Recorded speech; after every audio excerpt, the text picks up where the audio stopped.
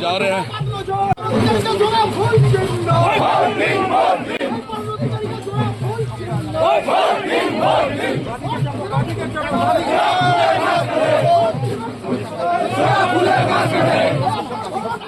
এই মুহূর্তে সরাসরি রাখছি আপনাদের সামনে মনোনয়নপত্র জমা করেছেন পরেশচন্দ্র অধিকারী। তিনি কিন্তু তৃণমূলের কর্মী সমর্থকদের নিয়ে একেবারে বেরিয়েছেন তার তৃণমূল কার্যালয় থেকে এবং সেই কার্যালয় থেকে বেরিয়ে র্যালি করেছেন এবং তিনি বেরিয়েছেন এবং তার মনোনয়নপত্র জমা করেছেন সেই ছবি এই মুহূর্তে রাখছি আপনাদের সামনে।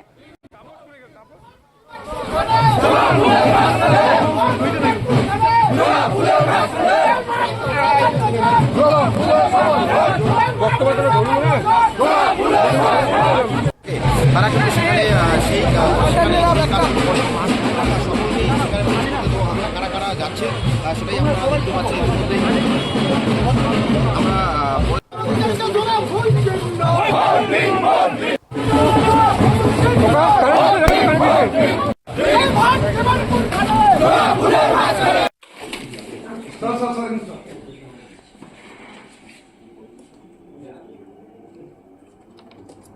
তারপর স্টিল